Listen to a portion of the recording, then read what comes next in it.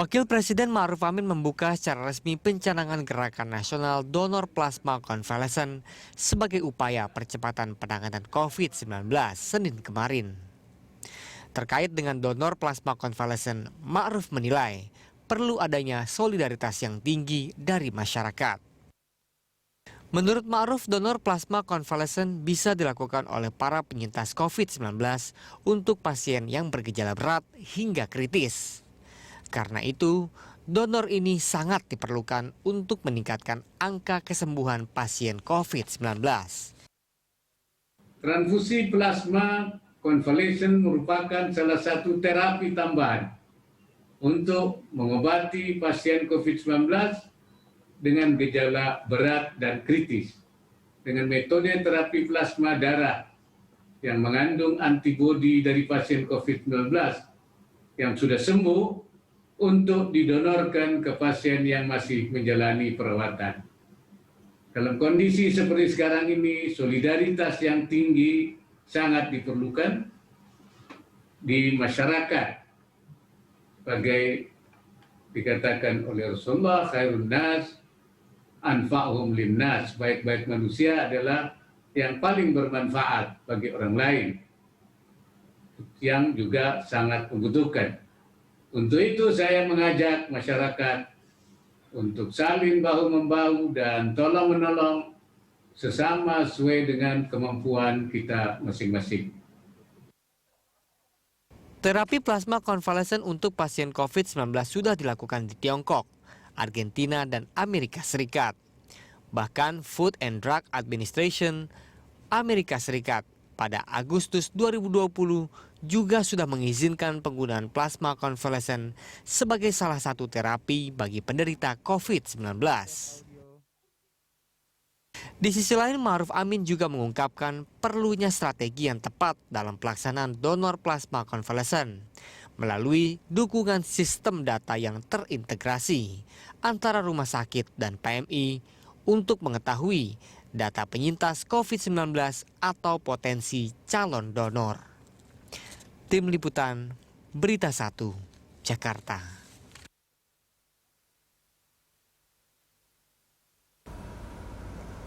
Wakil Presiden Ma'ruf Amin membuka secara resmi pencanangan Gerakan Nasional Donor Plasma Convalescent sebagai upaya percepatan penanganan COVID-19. Menurut Ma'ruf, donor plasma convalescent sangat diperlukan untuk meningkatkan angka kesembuhan pasien COVID-19. Dan untuk membahas hal tersebut, kita telah bergabung dengan Ketua Bidang Unit Donor Darah Palang Merah Indonesia, yaitu Dr. Linda Lukitari Waseso, dan juga pelopor terapi plasma konvalesen ada Dr. Teresia Monika Raharjo. Terima kasih Dr. Linda dan juga Dr. Monika telah bergabung bersama kami. Saya ke Dr. Linda. Ini kalau kemarin dilihat di mana Wakil Presiden Republik Indonesia yaitu Ma'ruf Amin, kita lihat akhirnya membuka secara resmi terkait dengan pencanangan Gerakan Nasional Donor Plasma Convalescent ini. Ini kalau kita lihat sendiri kesiapan dari PMI itu sejauh ini seperti apa sih, Bu Linda? Ya, baik, terima kasih sebelumnya.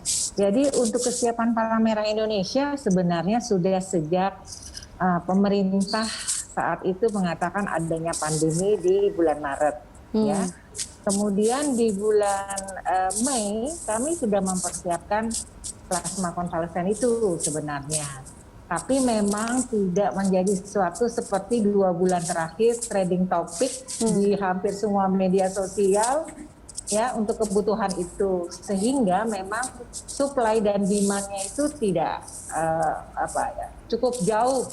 Permintaannya banyak, tapi yang mau donor itu mungkin belum teredukasi sehingga sangat kurang.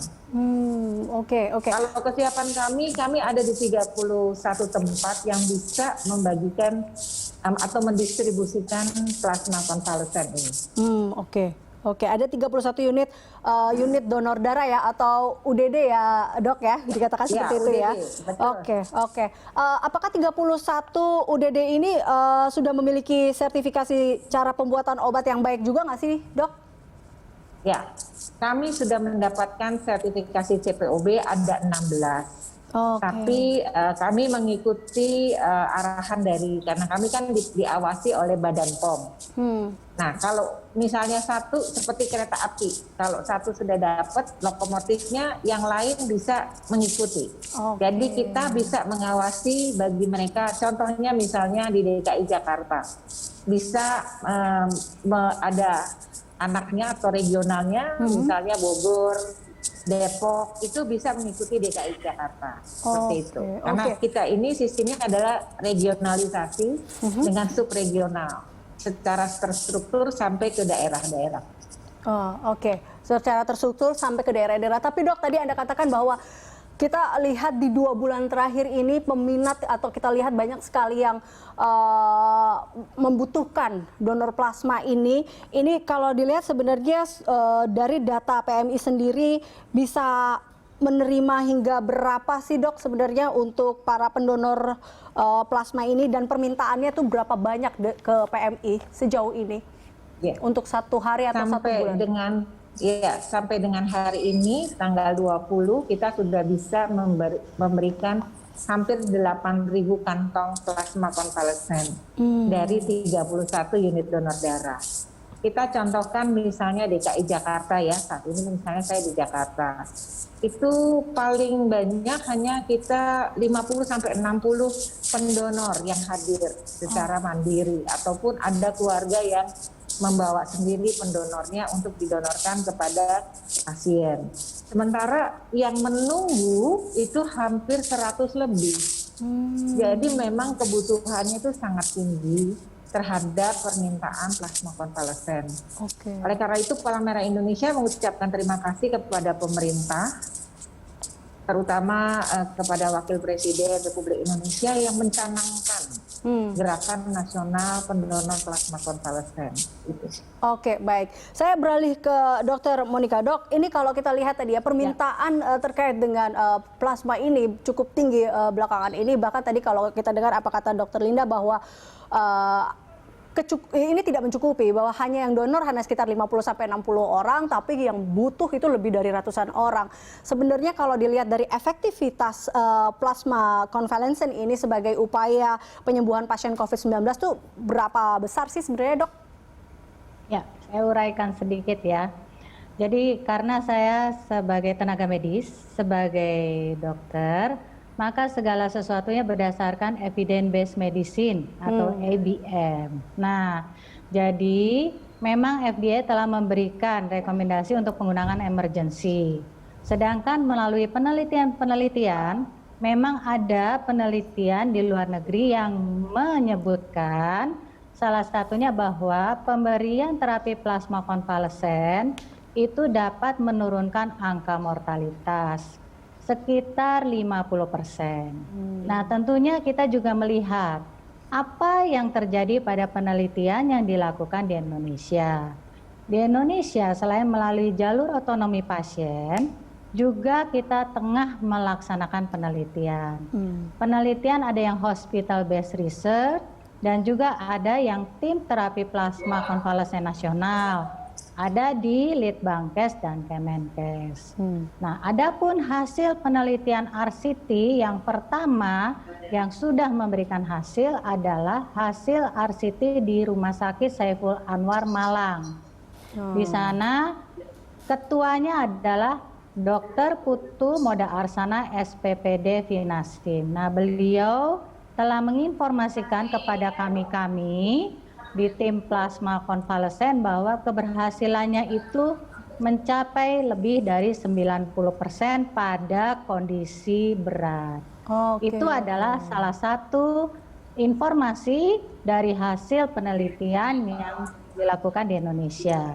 Tentu saja pemberian terapi plasma konvalesen ini sebaiknya dilakukan dengan baik dan benar, sehingga efektivitasnya dapat sesuai dengan hasil penelitian tersebut di atas. Demikian, Anggi. Ya, nah berarti dalam satu sisi masih kemungkinan ada bahwa ada penolakan juga dari tubuh pasien yang COVID-19 kah, Dok? Maksudnya ada yang ketidakcocokan juga bila pasien COVID-19 ini menggunakan plasma, masih ada kemungkinan seperti itu? kah, Dok?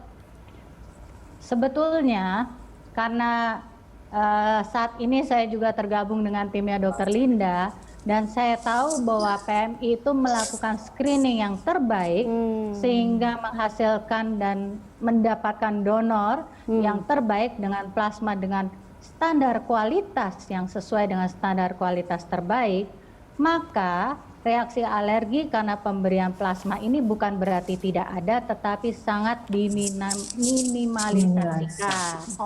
Sehingga memang untuk reaksi alergi itu adalah aman. Jadi persentasinya sangat kecil sekali, mulai dari reaksi alergi ringan sampai dengan yang berat. Akan tetapi dalam hal ini, screening yang dilakukan oleh PMI itu meminimalkan faktor-faktor yang bisa menimbulkan reaksi alergi tersebut. Demikian Dr. Linda ya. Dr. Monik, siap.